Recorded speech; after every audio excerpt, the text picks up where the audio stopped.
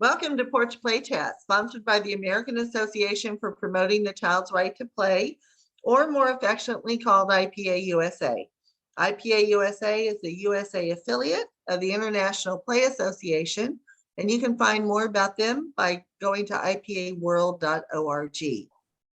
As part of our efforts to advocate for play, we introduce Porch Play Chats, and these are conversations on a variety of topics with folks who are just as passionate about play as we are.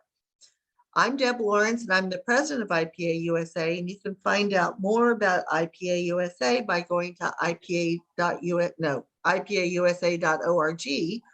And up in that top right-hand corner, click on and be subscribed to our YouTube channel, and click and be a friend of our Facebook page. And magically, every Monday, a new Porch Play Chat will appear in your feed. I'm Deb Lawrence. I know, magically, it's magic. It happened magically. So with me on the porch today is Lisa Murphy. Hi, Lisa. Hello. Nice to see you. And Samuel Broaden. Sam, so nice, Samuel. So nice to have you back. We're so glad you're back. So excited to be back. Honoring childhood is the work of Samuel. And since 2005, Samuel's worked with children in a variety of roles. His philosophy is deeply rooted in the importance of nature and the joy of allowing children to discover who they truly are. He currently resides in Oregon with his husband, Perry, and their dog, Oliver. How is Oliver doing? Oh, spoiled as always and great. Always, of course. I have 4 cats, spoiled as always. Spoiled, and so, Perry. And Perry, oh yeah, how's Perry doing? Sorry. We spoiled as well. Good. We're so glad. Yes, yes. So, supporting children and advocating for themselves is a topic that Samuel wanted to talk to us about today. And so, Samuel, we don't need to be afraid to make it better for children. Is that what you're telling us? I feel like it's funny because as teachers and I mean, basically as like adults, I feel like we always have this instinct to just jump in and fix things for children when they come up to us and they say that something's bothering them or something's wrong, right? You see it all the time. They come up and they say, oh, Mr. Samuel, so-and-so did this and I'm so mad. And you just want to be like, hey, all right, let's fix it. Give it back. I don't want you to be upset, you know. And we do it with the best intentions, right? We don't want the children to be upset, and we don't want them to, you know, feel bullied or feel any of these types of things that they are. But I think it's important for us to really give them the time and the space to learn how to fix things and how to advocate for the things that they need themselves without us, right? Because they're not going to have us around all the time. And when they leave, you know, our classroom or our program and they move on, they might not have anybody to do the things that we would do for them, you know? And so it's really important for us to support them in learning how to speak up for themselves and how to advocate for the things that they want and the things that they don't want. And it can be difficult to do because, like I said, our instinct is just to kind of fix things, you know. That's what we do, you know. This is a very nurturing field that we're in, and by doing that, we just want to make everything right. We want to make the children feel great, and you know, we don't want them to have times when they're not feeling wonderful. But if we support them and help them learn how to take care of these things for themselves, it's gonna do so much positive for their life after us, you know. And it's funny because I also like to think back on like my own childhood and the things that I went through and think about how that affected me growing up and how that affected my journey into adulthood. And thinking about, you know, if I had somebody that was helping teach me to speak up for myself and say the things that I don't like or that make me uncomfortable, I probably wouldn't have had, you know, certain toxic relationships with family members or partners or friends, because I would have had that confidence to speak up for the things that I don't appreciate or that I don't think are right for me. And when we think about it that way, we can think, okay, well, I also don't want these children to have to do that. So what can I do as an adult in their life to kind of alleviate that that part of it. Well, and it's really empowering children to solve their own problems, right? I mean, all we have to do is think about how as adults, we might have difficulty figuring out how to work through a conflict because people always did it for us, right? Yes. And they said, you can't, if you're going to fight over the trucks, we're going to put them in the cupboard, right? That's not helpful to anyone, right? Right. So how can you give us a situation in the nature-based program that kind of gives us an example of how you might go about doing this? Yeah, definitely. And I think that so much of it ties in together, right? And what we talk about. But when you see children playing outside and they're like, for instance, we talked before, you know, they're using the sticks and they're doing all this type of risky and weapon play type of stuff. And they maybe are starting to feel uncomfortable with it. And they come up to you and they say, hey, you know, like so-and-so is hitting me or so-and-so is doing this and I really don't like it. And, you know, we want to say, okay, stop doing that. But really we can say, okay, this is making you uncomfortable. And when you feel uncomfortable, it's up to you to speak up and tell the person that you don't like it and that it's making you uncomfortable and that you don't want to be a part of it anymore. Now, of course, that can be difficult sometimes for children, right? They feel scared to say that or they feel anxious. So it's important for them to know, like, I can support you by coming with you to say these things to somebody. I can support you by offering you language to help you get this point across. And sometimes all they really need is just for you to be standing right there next to them. Like you don't even have to say something. They just need to know that they have that support. And it's important to give them the language and give them those words that maybe they are trying to find on how to express this feeling. And then it's also important to talk to the other child as well, who they're speaking up to, and let them know, like, are you listening? Do you hear what they're saying? This is how do you feel about that? What do you hear them saying? And let them kind of think that through in their mind and come to the conclusion and come to the solution themselves by us sort of, you know, pushing a little bit and being like, what is it that what are you hearing? What do you think that makes them feel? How would that make you feel? You know, we can kind of push this thought process for them. And it's really helpful to them because then you start seeing little by little, you start seeing them doing that advocacy for themselves without you.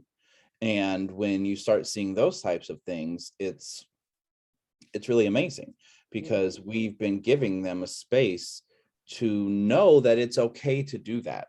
And that's what I think the biggest hurdle to this is getting over that idea of like, it's not okay to speak up for yourself, or it's not, you know, all of these things, because it happens a lot. You know, adults always tell children, you know, like, no, you're fine. No, it's okay. No, it's fine. I'll fix it. No, it's fine. You know, and we don't ever give them the time or the space to really speak up for what they feel like, you know, and or what they don't want. And I think it's really important to create a culture in our programs and in our families where I want you to speak up. You know, the words that you have to say and the things that you're feeling matter to me and matter here in this space. And I want to hear about it. And by creating that sort of culture, by speaking those words all the time and by modeling it ourselves, by advocating for ourselves to the children too. I don't really want you to sit on my lap right now. Maybe in a little bit, I don't really want to sit with you and do this right now. You know, when we speak up for ourselves too, they model that because they watch and they listen to what we do all the time. All the And- time. I'm going to interrupt, and I'm not going to. Well, I'm interrupting, yes, because I'm American. Yes, I know, right? But I'm adding to it is that and this is really on my mind because I'm taking a play therapy class right now, and so a lot of my stuff is just being filtered through. Like, okay, I'm starting to process and internalize what am I learning from this class, what might be applicable in the ECE world, and that notion of that unconditional, which we say it all the time, unconditional love, unconditional love. but we a lot of times don't really mean it. That there's room for me to say, I don't want you to sit on my lap right now, and I still love you. Like, and Yes. I still, Yes. I'm not mad. I just, right Right. now I'm just, it's cool. And I think holding both of those feelings and experiences can Mhm. be a novel new thing for adults and children, Yes. right? That Yes. me saying this does not impact or decrease my My affection, affection. caring for you at Mhm. all. Yes. Well, Samuel, the other thing that you were talking about is when you say, and I hear this all the time. So if our listeners will just try a couple of things. When a child falls, we say, you're okay for us, Mhm. right? Because we want them to be okay. Yes. Instead of saying, oh, wow, that must have really hurt. Here, what do you need from me, right? And or do you need some ice? Do you need a Band-Aid? Do we need to wash it? Instead of you're okay, but because we care so much about them that we are fearful that they're not okay. So we give them those words, and so they go, wow, she keeps telling me I'm okay. There's blood here. I'm Yeah. not okay. I am not okay. Yes. And the other thing that you were mentioning really takes you to that whole conflict resolution cycle, right? What happened? How did it make you feel? What do you think you should do? And then Mhm. I always had to throw in, is that a good choice or a bad choice? Because I had 3-year-olds and 4-year-olds who would say, I'm going to go hit him, right? Right. Is that a good choice or a bad choice? What else could you do? It's a choice. It's Yeah. a choice. And then I would always say, I'm here if you need me. And so then Mhm. after that cycle, 500 billion times, they might come back to me and say, I tried it, Miss W, and it didn't work. And I'd say, I'll go with you this time Mhm. while you say it again, right? And that always worked, right? Even though I said nothing, Yes. Yes. it always worked. So I think giving children that time to practice Mhm. over and over and over again, that sort of cycle, Mhm. gets them to That might where, seem counterintuitive to some people. That's like, it seems backwards that we're actually making them more potentially self-confident and assured of themselves and vocal with their experiences by letting them sit in what Mhm. adults might be quick to fix, the negative or Right. anything other than happy and Mhm. fun. We're like, we try and get it back to that being the default setting in early childhood. And I just want to push back against that. You're not going to ever learn how to navigate anything other than that happy and fun if Exactly. nobody ever lets you get to that spot, which, and I'm repeating myself, doesn't mean that we one of the books I just read said, you don't need to set up situations in order to have the baby feel appropriately frustrated. Like life Yeah. does that. life Yes. does Life that. does that. You don't need to say today is the day we're going to be working on when we're frustrated, because something's just going to organically happen. I didn't get 3 cookies. Yeah. Boom. There, you didn't get 3 cookies. Yep. I didn't get 3 cookies. And it Mhm. sounds like you're upset about that, and letting them navigate the emotion instead of protecting them from the emotion, I think is a lesson that many of us as adults kind of reflect and go, God, I wish somebody would have been a little more Yes. okay with me having that. Yes, exactly. Because I mean, look at us as adults now. So many of us have these struggles of, conflict resolution and speaking up for ourselves and all of that. And it's so interesting because, Lisa, what you were saying earlier about, me saying that I don't want you to sit on my lap or I don't want to hold your hand doesn't mean that, I love you any less or I don't care about you. And I think that brings up an interesting point too about this whole children advocating for themselves when it comes to, I feel like a lot of times we expect children to be physically affectionate to adults Yes. without any concept of if they want that or not, right?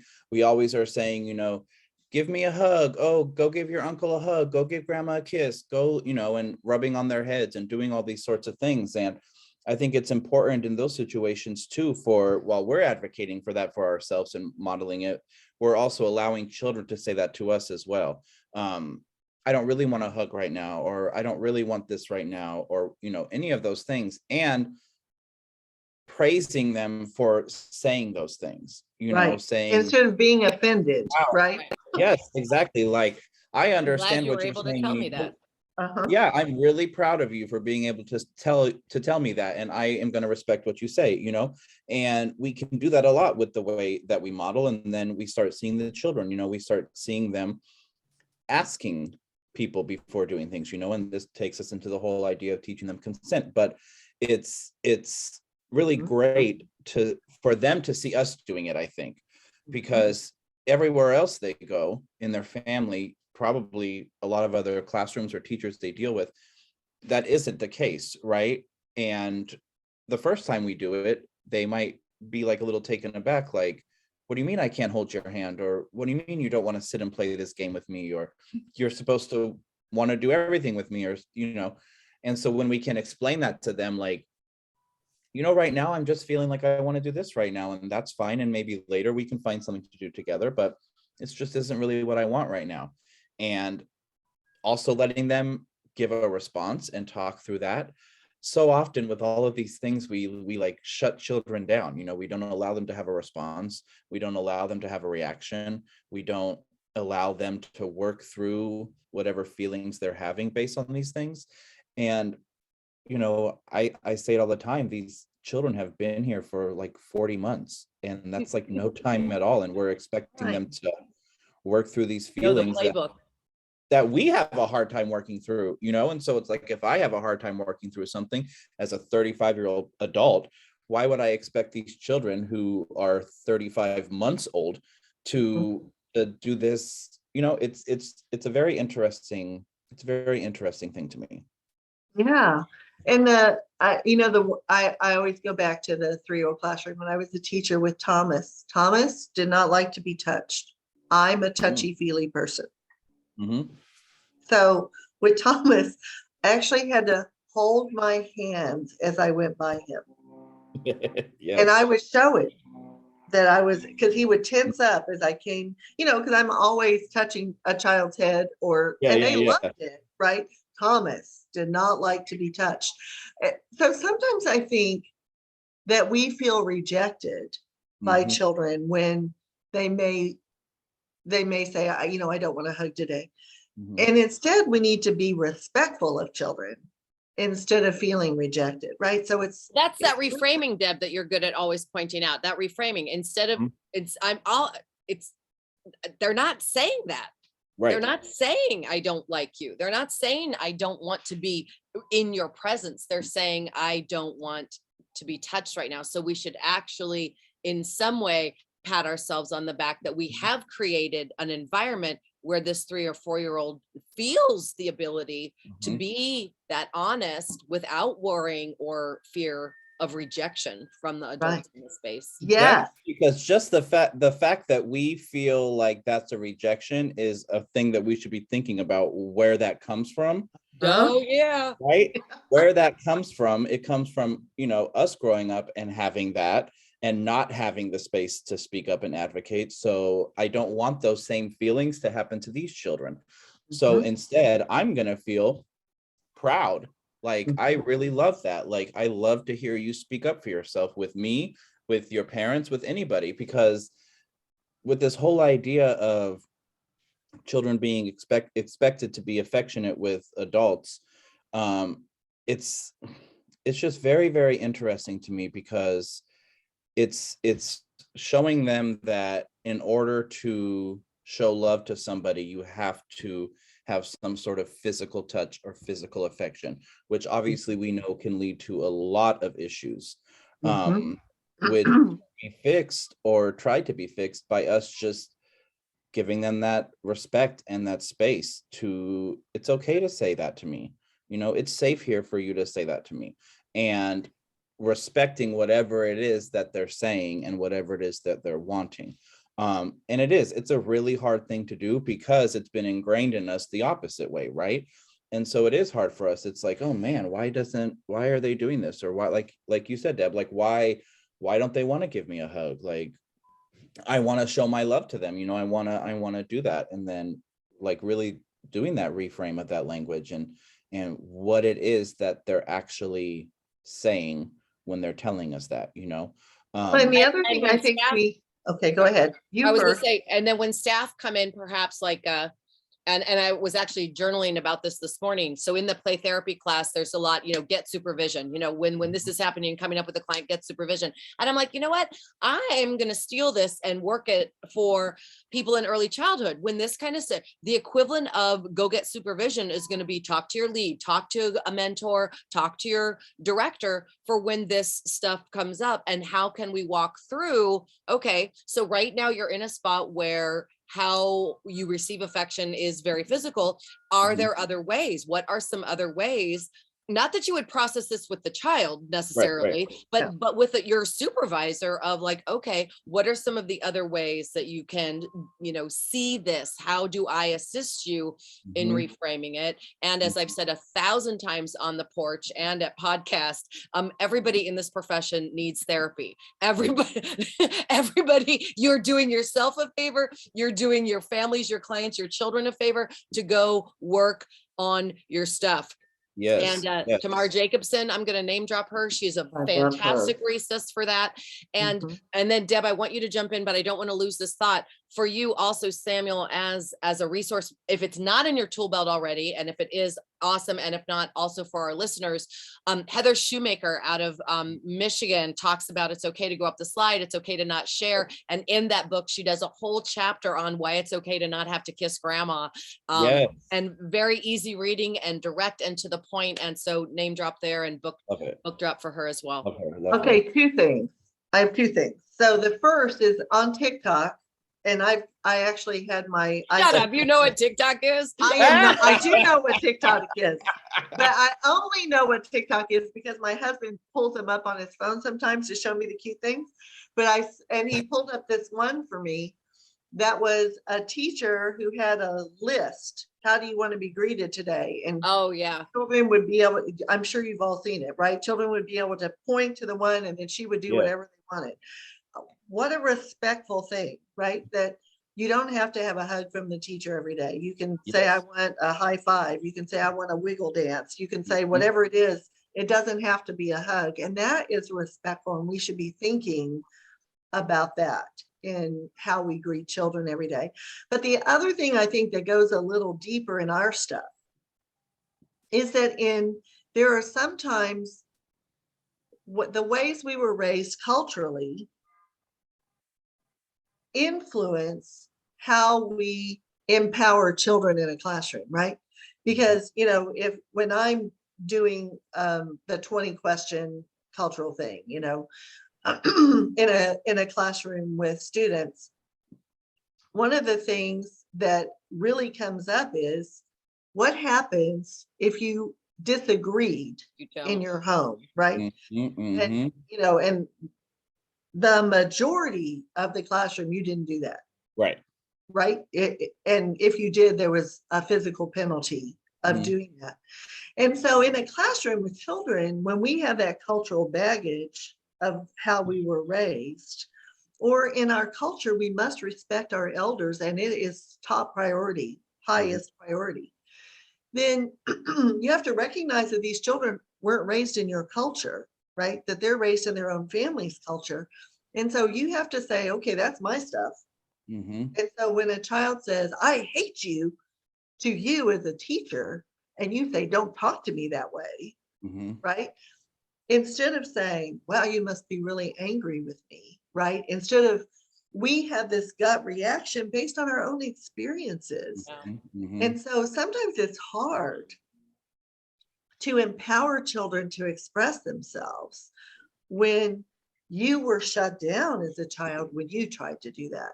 And then to sit with that, right? To sit with that for a little bit and how that made you feel. And is this how you want this child to feel, right? So I think all of that. It's so hard to hear the real thing that, especially a young child, it can be hard to identify what's really being said. And what the real thing is, because I mean, again, it does seem counterintuitive. If you've got a kid who's able to look you in the face and be like, I hate you. Okay, that says something about the space here, because this kid is not worried that I'm going to haul off and smack him. They trust to some degree that I might not go down the path that they're Mhm. culturally or familial, the family is going to do. Mhm.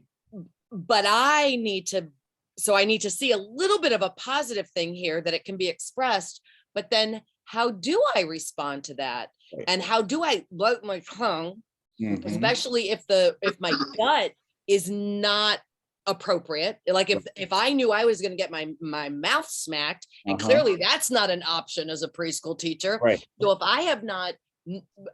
I've not put those tools in my tool belt, I am going to be in a state of like, oh my gosh, Mhm. oh, what do I do? And I have learned that that's when you take a deep breath and Yes. you just mirror back what the kids said. You Mhm. calm your voice, you squat down, right? Mhm. You try and open your heart, you open your eyes so they know that you're not going to eat them. Right. And you say back what they said, and you see where it goes Mhm. from there.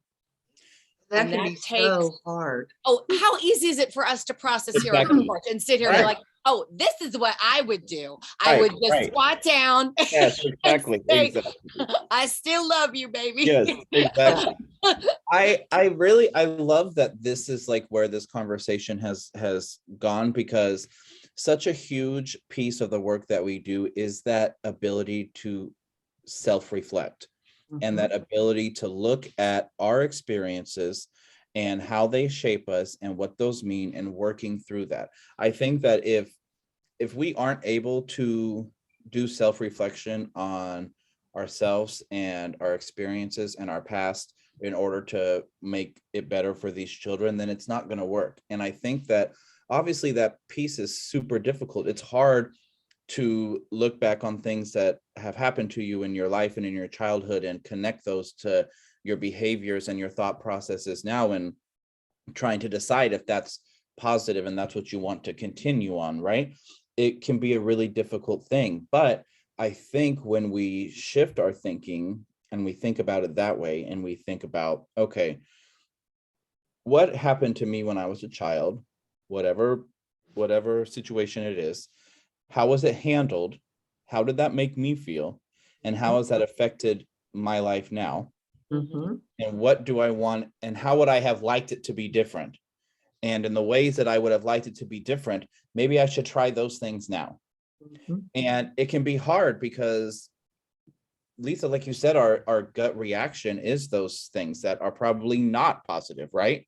Especially if it's a situation where the child is saying something like, I hate you, it's probably already been a heated situation between whatever's happening. So the child is up here, I'm up here, and my gut reaction is like, all right, we're going to fight then. Like, that's what's going to happen because I'm as angry as you are. And so I think that it takes a lot of self-control and a lot of really conscious effort to take that step back and take those few seconds to breathe for a second and think through what we're going to do next. And I really like that that's kind of where this conversation has come to, because that self-reflection piece is important and is going to make us better adults for these children in all areas of what we're doing with them. And such good role models, right? That it's okay. It's so funny with the other piece. And then I want to go when you were saying, the child's Yeah. up here and you're up here. As an educator or professional, whoever you are, you have to figure out where you are on Bruce Perry's hyperarousal continuum, right? So am I in the red zone? Am I close? Am I in the orange zone? Where am I? And sometimes as a teacher, it's your job to step away, right? Because you are You're just the as adult. yes, you're the adult. You are just as escalated as this child is on the hyperarousal continuum, and you need some space, right? You need to be able to walk away and come back to this when you're a little further down the hyperarousal continuum. But the other piece that I think is so important is that when we always say to children, and I don't know, I haven't been in a classroom with young children in the pandemic now for 2 years, but what I would hear teachers say is use your words, use your words, use your words. And then when a child used their words, I hate you, or they raise their voice, the teacher would say inside voice, or you can't talk to me that way. And so, we send sometimes because of that baggage, mixed messages to kids when Yes. we tell them to use their words and then they do and we don't like them. Yes. So, I think that's another reflection piece, right? That we have to say, whoa, this is what I say, and this is what I do when it happens. And that is, I think that's the core of our profession. We know it. People say, yes, play is the most important thing. Child choice is so important. I can tell you what Piaget says, or I can tell you what Bronfenbrenner says, or I can tell you what Montessori says. But when it comes into the classroom, applying that in the classroom, I know it, I just can't yet apply it. And so those are the nuances of this profession. You have to know it and you have to practice applying it instead of just knowing it. And I think there's also room to own the fact that we might not know it. Yes. Right. We And might not. And that's okay. And that's okay. Learn it.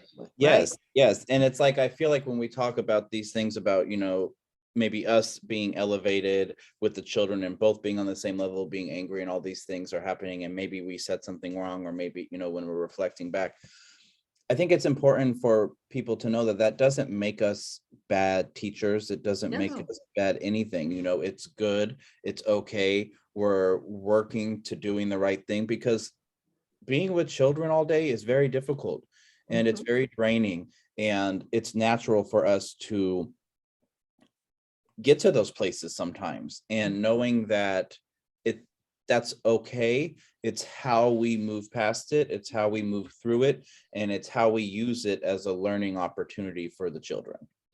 Pretending that it doesn't happen, I think, is probably more of a concern. And that's more of a red flag in my book than it happening. And then we being willing to reflect and process and take a different direction, perhaps next time.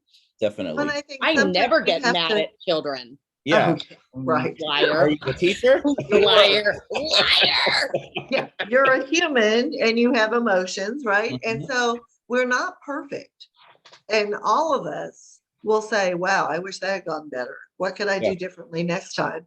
Instead of beating yourself up about it, you just need to say, whoa, I could have done that much better. And how am I going to change it? Just like we ask children, how could you have done? What else could you have said instead of, we help them work through those conflicts. Well, as adults, if, sometimes as a professor, I walk out of the classroom and say, well, that sucked. I got to figure out what I could do differently next time, because of it was me that sucked, not the students that sucked, right? So how can I reflect on what happened and how can I think about another way to approach it?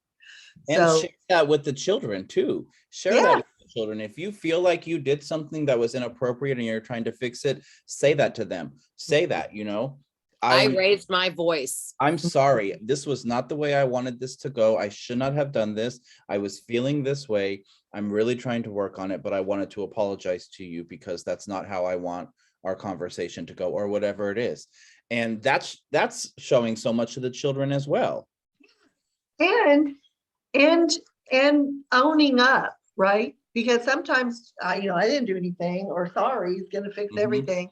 Instead of saying, oh, I said something that was hurtful and I'm sorry. Yes. I shouldn't have said that. I'm going to get better. Right. And because of that, those moments that we have that our emotions take over versus our rational thinking. So it's where we are on that hyperarousal continuum. The higher you are, the lower you're thinking in your brain. So if we can just be rational, if we can just take a moment and step away when we're so escalated, I think that helps us keep those awful things from coming out of our mouths. But it's difficult. It's hard. This is hard work. This is not easy work. And we have to constantly be improving our practice. My last little thing I'm going to throw out is going to come back to the initial question, because I just had a little thought of, one of the reasons why we might be in such a hurry to fix things and make it better might be partially because if I bring it to resolution, then I can feel a little better about myself as in this role that I have as a caregiver, as a provider, as a teacher. And that was my first thought, or Yeah. not my first thought, but to bring it back to your question. And also something I wrote down was something you said, Samuel, was how can I be the person for you that I wish had been there for me? Mhm. And that would be some good guidance to keep right here when we're working with the kids and the families. I mean, that's my whole, I say that all the time because that's my whole reason for doing the work that I do, is being who I needed when I was younger, and giving these children a safe, supportive place to discover who they are, figure things out, figure how to connect with other people, and doing all this in a space where they're not going to feel shamed or embarrassed or anything. And that saying right there of being somebody that you needed can speak to all different aspects of the work that we do. And it's really important to kind of have that, again, that self-reflection piece of what would I have needed in this situation that I didn't get, and what is it that I can give to them now. We've been raising up Bev Boz all day. So remember what she said, be the teacher you always wanted, Yep, right? that's I it. remember that one. Yeah, huge. So Samuel, this has been, of course, amazing. And of course, we have to have you back. So I'll give you Yes, the of course. dates once we close out. But to learn more about Porch Play Chats, be sure to visit our website at IPA-USA.org. And until next time, keep on playing. Bye-bye. Bye.